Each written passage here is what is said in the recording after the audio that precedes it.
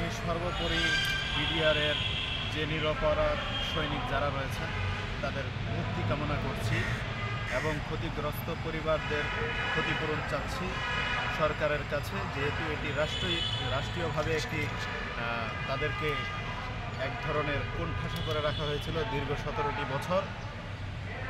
বলির পাঠা হয়েছিল এই বিডিআর 18,000 বিডিআর সদস্যরা।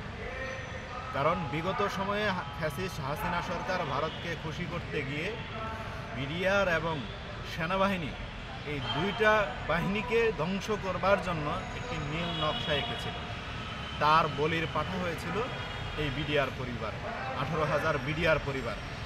আজকে তাদেরকে যে এভাবে একের পর এক ডেট দেওয়া হচ্ছে, ঘুরানো হচ্ছে, ঠিক ওই যে সাগররণী হত্যাকাণ্ডের মতো আর কি। একের পর এক ডেট হচ্ছে, ঘুরানো হচ্ছে, তাদেরকে কোনো ধরনের কোনো ফায়সালা দেওয়া হচ্ছে না। এটি আইনের লঙ্ঘন মনে হচ্ছে। একটি রাষ্ট্র একজন নাগরিককে সঠিক আইনি সেবা যদি না দিতে পারে সেটি অবশ্যই আইনি লঙ্ঘন। তো এভাবে যদি আইনের লঙ্ঘন হয় তাহলে দেশের জনগণ আস্থা হারাবে, আইনের উপর থেকে ভরসা হারাবে। তো একটি রাষ্ট্র এভাবে আইনি কাঠামোকে ভেঙে ফেললে সেই রাষ্ট্রটি অকার্যকর হয়ে যায়। তো আমি সরকারকে বলবো, এই সরকার যেহেতু গণ অভ্যুত্থানের মধ্য দিয়ে জনগণের সরকার প্রতিষ্ঠিত হয়েছে, অবশ্যই এই সরকারের দায়িত্ব এবং কর্তব্য বিডিআর ইস্যুতে তাদের যথাযথ মনোযোগ দেওয়া এবং তাদেরকে সুষ্ঠু বিচার প্রোভাইড করা।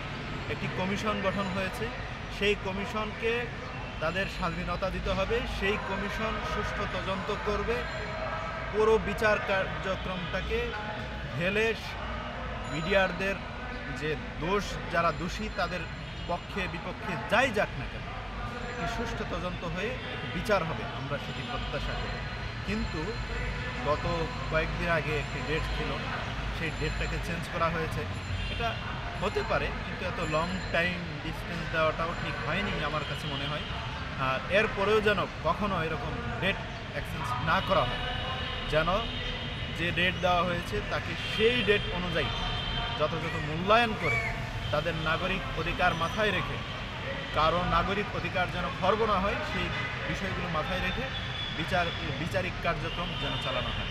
এবং কমিশনকে বলছি, কারো প্ররোচনায় পড়ে, কারো কোনো কিছুতে পড়ে যদি আপনারা আপনাদের তদন্তকে বিলম্বিত করেন তাহলে এই 18,000 বিডিআর পরিবারের সাথে গাদ্দারি করা হবে, দেশের জনগণের সাথে গাদ্দারি করা হবে, দেশের মানচিত্রের সাথে গাদ্দারি করা হবে।